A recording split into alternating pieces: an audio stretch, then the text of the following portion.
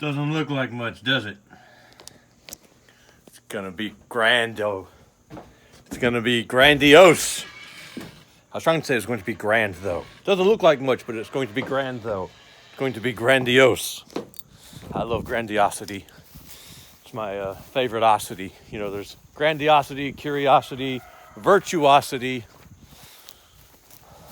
There's got to be some more osities. But of all the osities, grandiosity is my favorite. All right, so here's what we got going on. Y'all see this line? This line stretches for 620 feet. And it basically represents my property line. So now I've just got to go and take out all the trees. You know, I want to get this straight because what's going to happen is that all down this line I'm going to plant those trees. That's the hybrid poplar and the hybrid willow. And this whole property line will have those trees down there, and it will be a combination living fence and fodder tree system. It's gonna be amazing. What I'm doing right now, I'm just going down and straightening the line out. And then I'll come down here with some pipe and put some permanent pipes in.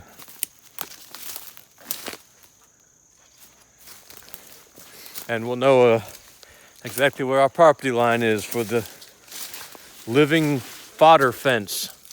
Living fodder fence. I just coined the phrase. Nick F., you can have that one. It's free for you to use. Living fodder fence. All right, I'll pick you guys back up in a little while. Okay, it just occurred to me that living fodder fence is an oxymoron. If it wasn't living, it wouldn't be a fodder fence. So maybe we just have to call it a fodder fence. Although I still like edible fence. So I don't know if you guys can see that. You can see where it's touching this tree. So I'm just gonna cut it here and tie it around on the other side, retie it, you know, square knot on this other side. And then hopefully I don't have to cut this big tree. I mean, eventually I'll have to cut the big tree because, yeah, I'll be planting I'll be planting another tree here, but you know, I would rather not get bogged down in all that right now. All right, so it's a whole week since I started filming this. I haven't got to work on it as much as I would have liked. I wanted to get it done that first day. So I don't know what y'all can see. Here's the line. It's sticking right here. I had this, so I thought it was good enough to get around that, but it's not. I'm just gonna drop this tree. Although now it's a little weird. I was using the axe. I think I'm about to turbocharge this son of a bitch. This was a fun one. These two were twisted around each other.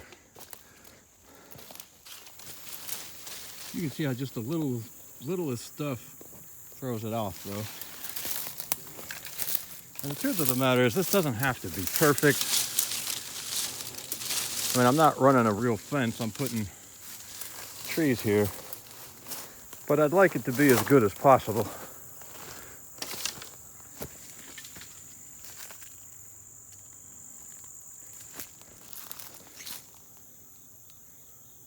And I hope I don't have to cut this leaning pine right here.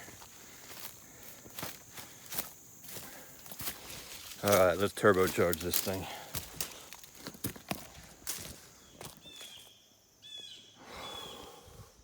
Holy hell, was that a pain in the ass. So it ended up taking 3 weekends. 3 of my weekends. I mean, I don't ever do anything with a sense of urgency. But I'll show you some more when we get up to the top and try to explain what the holdup was. So right here, I'm at the, you can see my line.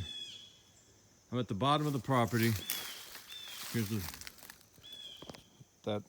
that stop is the bottom marker. So my back line is just one straight from the top to the bottom. And then this line goes off at an angle for probably 300 feet and then jukes back up and parallels this line at one point. So, wow, that was a project. So I tell you what kept happening and why it kept taking so long. I knew I was gonna have to cut a bunch, but I thought I was just gonna have to, run the line kind of as straight as I thought it should be, weave it where it needed to weave, and then just come back and split it and move it on the other side of stuff. I thought I'd have to cut a little here, a little there. No, sir. I had to cut and cut and cut. And every time I cut something, it moved. Here, let me show you. It moved the line feet.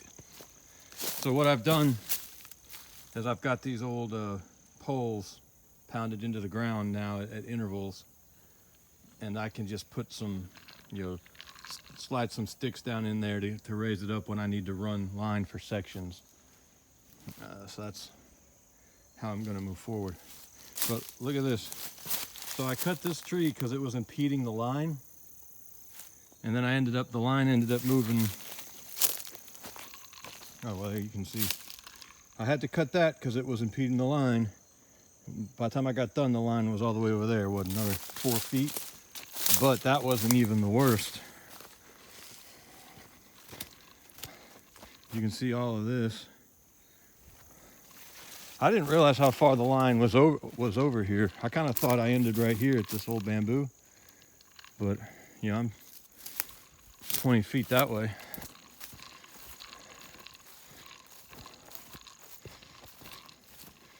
So I cut this tree because it was, again, impeding the line. There's the line. I don't know how well that shows, but it's, here, I can tell you exactly how far it is. 1, 2, 3, 4, 5, 6. So it's 7 feet from where, and every time I moved a tree, so like that tree right there at one point was stopping the line. And every time I'd move a tree, it would move the line so much farther down that another tree was in the way. So every time I thought I was done, I looked back and it was being held back again. Somewhere right around here, I think, is close to the middle. So I started finding blue tape from I had the survey run a few years ago, maybe close to 10 years ago now. And so you can kind of see my line is about 2 foot off from the old survey line here in the middle. And then as I went down, I started finding more and more survey tape. Not much. I think I found 2 or 3 other pieces of survey tape. And they started getting closer and closer to my line, which my line is not perfect. I mean, look, it's up against this tree. Taking that tree out would probably move it closer back to that survey tape. But then I'd have to take that one out. I mean, and I will take all these out. But right now, I can't spend another weekend on this. This one will end up being on the line.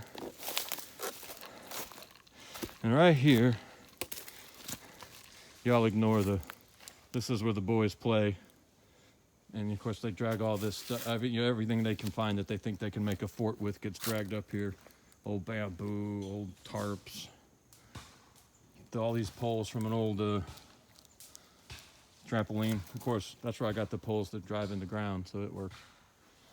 God, I just look at this tree was in the way. I ended up having to cut this one. This video is probably getting too long. Let's finish this up. Here's kind of the farthest it gets off. You can see that blue tape. I don't know. It's not far off, but it wasn't attached to anything, and it would have been when they put it up. And then I found one more piece of blue tape back down there that was back on the line. So I've got a pole right here, just because The line is definitely gonna have to move this way. I don't know if y'all can see that, it's stuck again down there. And there's trees that need to get out so that it can move farther towards this. So that's probably pretty accurate. But the thing is, I'm not putting a fence up down here. I'm gonna do a living fence, poplar, hybrid poplars and hybrid willows. So it's not like, I'm putting some permanent structure up. I just wanted to get a straight line and have it close. And, if I ever need to come back and cut some of those trees out, that's fine there. Once you get the system going, you can replace them off of the existing stock that you've got growing. It was a lot of work, but I'm glad to get to have it in. Now I've got a really good line with that idea where that line's at, and we can move on to the next part of the project, which is doing the same thing across the top, which is a much shorter distance. And then I'll have a square 90-degree angle I can start pulling lines from to cross fence the garden.